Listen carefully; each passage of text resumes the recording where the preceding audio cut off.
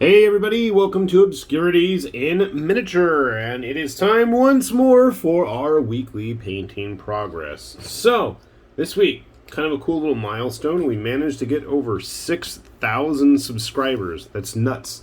I haven't really processed that number yet. That just seems too big and nebulous to me, but that's very cool.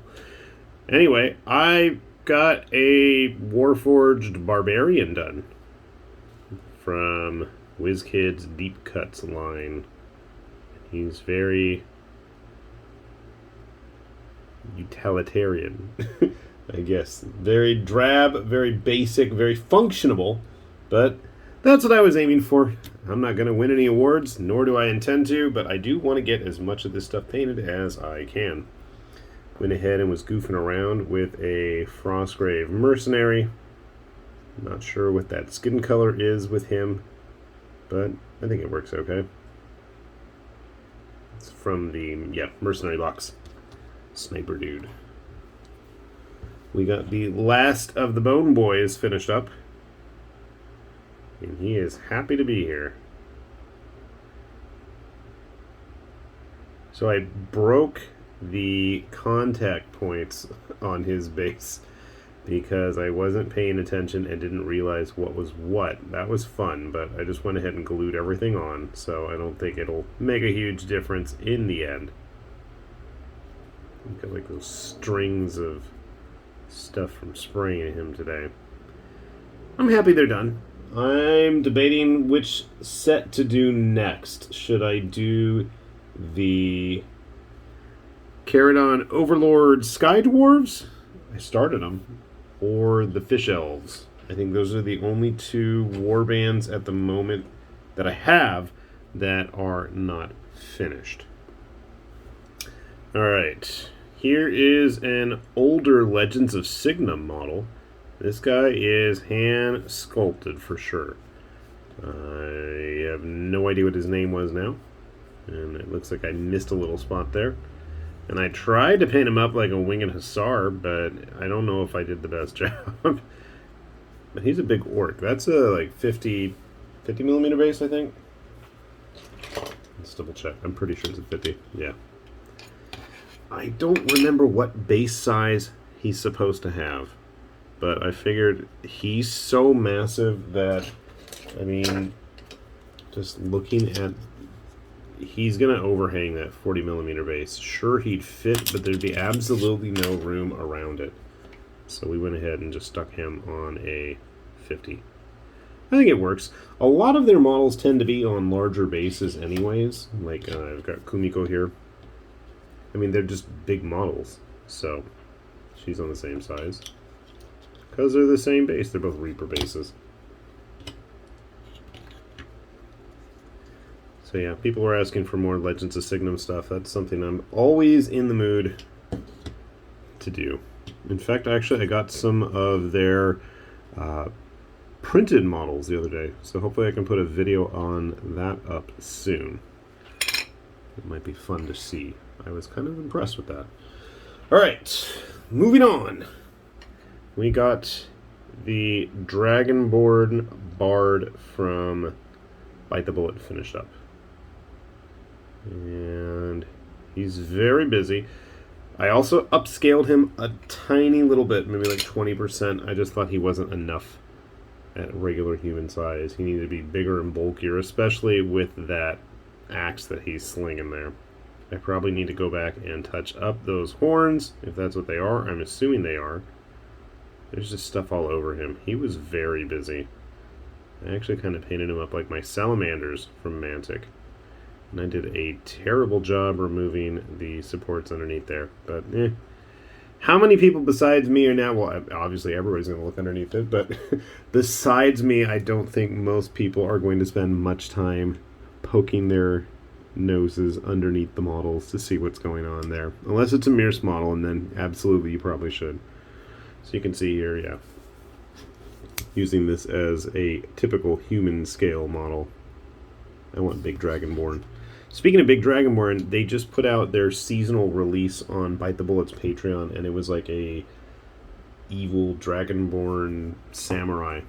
And I'm going to have to print that. Just no ifs, ands, or buts. It's going to have to get printed. So hopefully in the next week or two, we'll see that as well.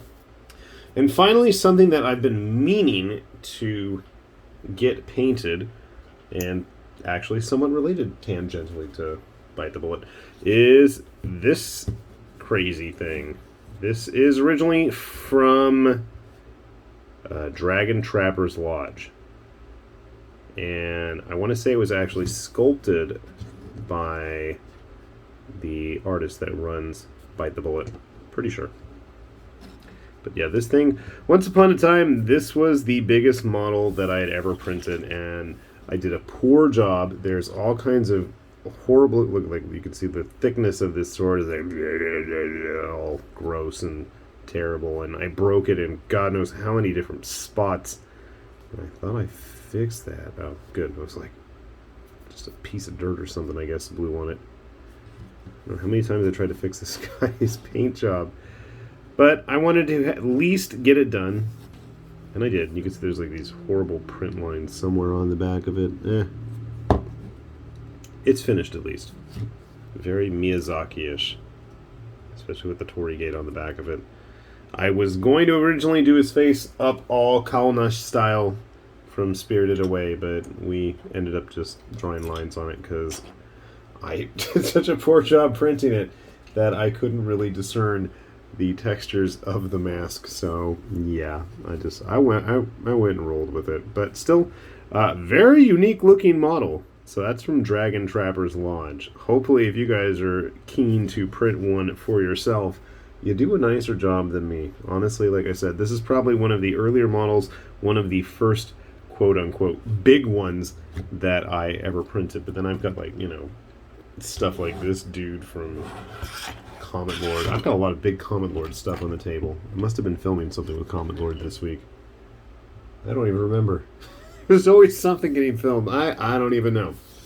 Yeah, so at least got this stuff done. I know I'm going to have a couple more things from Bite the Bullet hopefully finished up soon. And I think I was working on some bugbears or something.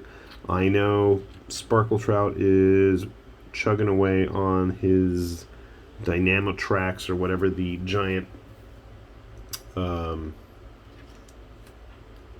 Hive, not Night Titan thing is he's working on. Should be finished hopefully in the next few weeks. But actually, in the meantime, I thought for fun, since I've got it, and to celebrate even more subscribers, I would like to do a little giveaway. So the other day I was mentioning, as I just shove all this unceremoniously off the camera, I was mentioning the other day that I got an extra set of these animal companions. So if you're curious and interested to try these out, and actually I still have them sitting around on the table with me. I probably should take a photo of this box or something so I have it handy when I'm trying to paint mine. There's a certain model on this that I absolutely love. And I'm not going to tell you what it is. Now, you're welcome to go back and watch the video that I did on this stuff. And I tried to make it clear to not play any favorites on that. But there is one in particular that I absolutely love. And I told family about this, and hopefully they won't spoil it or, you know, let it get passed on. But, even if they do, I'm not going to care. If you're interested in winning a copy of this box for yourself with all of these animals and mimics and a goblin, I want you to let me know, either in the comment section down below or in the comments on the video on those animal companions. Which do you think is my favorite and why? And if you at least have an interesting explanation, or if I just pick your name at random, hopefully I am thinking within the next 2 weeks, maybe next week, maybe in 2, I will have that model painted, and I will let you all know. So like I said, if you're interested in getting a set of these, some nice push-fit plastic animal companions from Archon Studios, drop a line down below in the comments section. Let us know, what do you think was my favorite one of the bunch? And which do you think I'm going to get painted? I am quite curious. And speaking of curiosity, if you're curious about helping support this channel, as always, we have our Patreon down below. This is my one and only weekly plug on that. So if you want to help support the channel, you know where to go. And as always, we have links to where you can find all of this stuff, and I'll put a link down below for the Animal Companions box as well from Archon if you want to grab extras and have a menagerie of sci-fi dogs and kitties running across your table, because that's what you're into. I don't know! So yeah, with that said, this has been High Lord Tamberlane with Obscurities and Miniatures, saying thanks for watching, and we'll see you back here soon. Bye-bye!